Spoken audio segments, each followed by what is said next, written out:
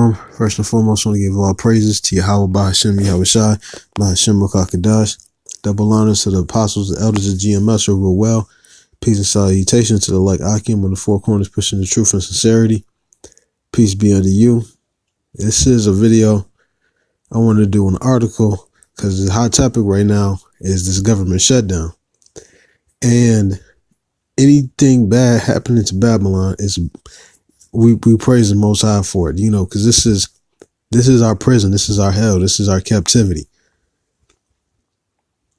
So starting with this article, it says the shutdown's effect on the U.S. economy explained. The longer it goes on, the bigger the risk is of broader damage. So reading, look at this little whack Edomite right here. They didn't have any sympathy for, when we was, working for free. Where was the protest at then? When we was working for free in slavery and cotton fields, and our sweat and our labor. But anyways, reading on. The government shutdown isn't catastrophic for the U.S. economy on a broad level, at least not yet. But real risk lies in letting it go on longer. The partial government shutdown, initiated over an impasse between President Donald Trump and Congress amid his insistence that a funding bill include $5 billion for its border wall, will reach its 28th day at midnight on Friday. And now, I want to say this about this wall that they're trying to build. This, the scripture says, talks about America be the land of unwalled villages. And I personally believe that because of that, America's not going to build a wall on the Mexico border, even though it still would be most of America not walled, because there's no wall amongst the Pacific and Atlantic Ocean. So the wall along the Mexican-American border, while it would, be big, but according to the rest of its borders, that wouldn't be nothing. So it wouldn't, upset biblical prophecy. But I do believe for that reason that this wall isn't going to be built.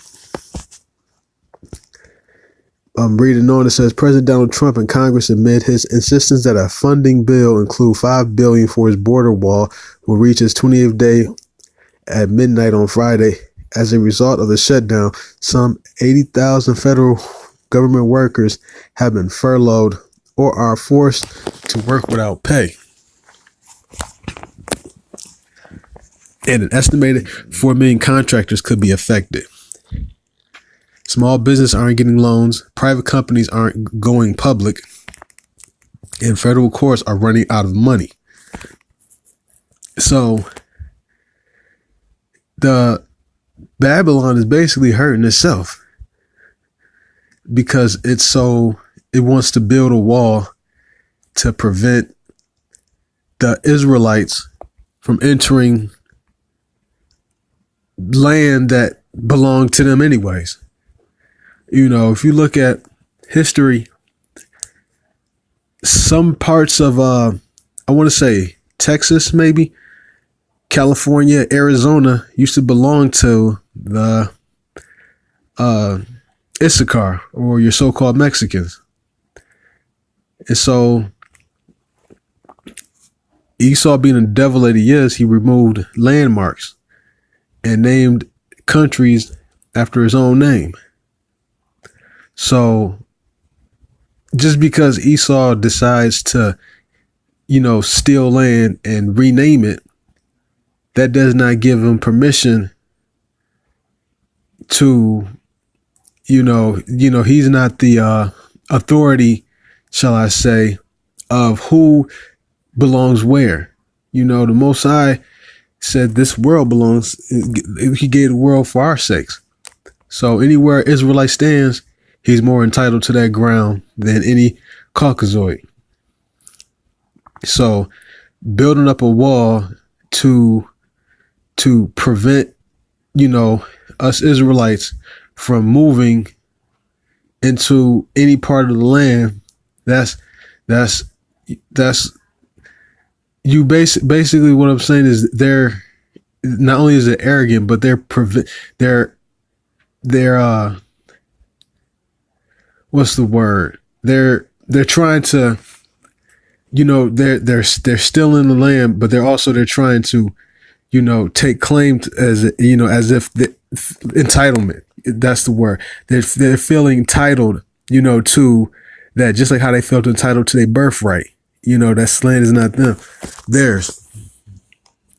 I'm gonna read a verse.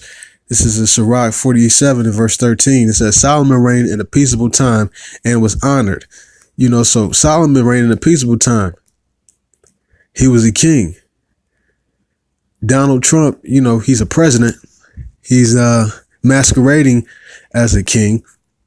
He's not reigning in a peaceable time, and he's not honored amongst all these other nations and all these. His approval rating is dropping. Like Joe Frazier and a George Foreman fight.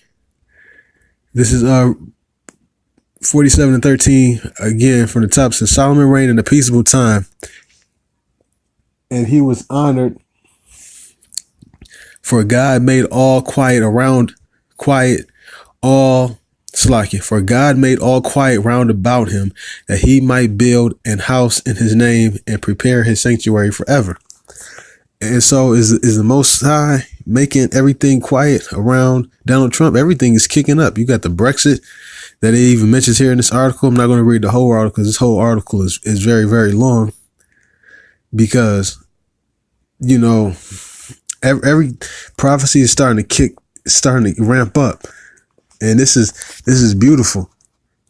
Trump is our man. He's going to be if he has to be the guy to get this thing rolling. Hey man, Barakatah, please, let this go on, cause I get tired of staying in Babylon, living in this, shithole.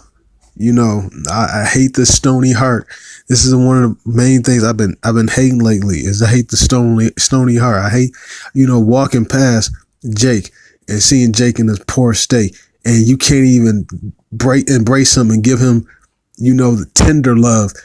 You got to give him tough love, or even just, avoid him like leprosy. And I hate the fact that my own brother I have to do that.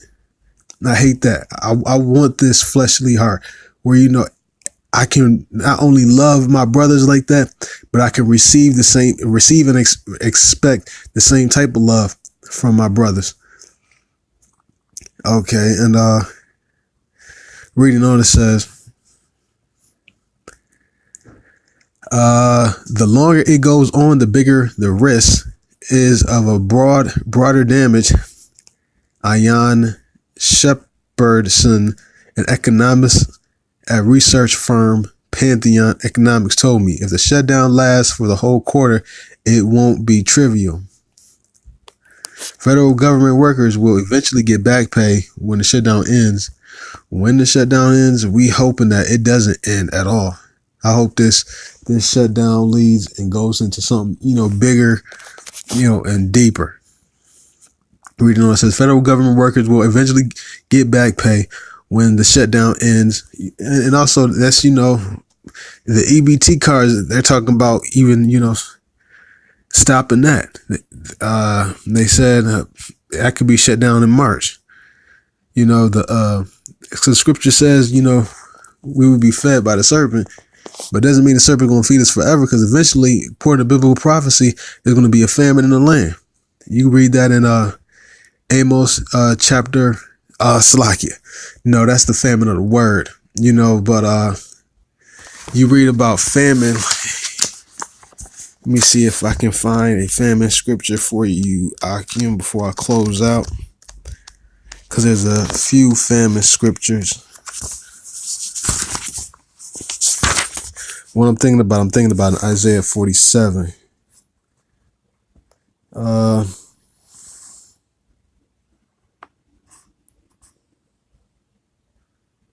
This is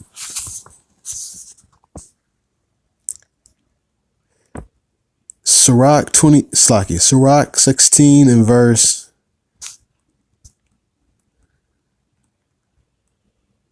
16 and 19. Behold, famine and plague, tribulation and anguish are sent as scourges for amendment.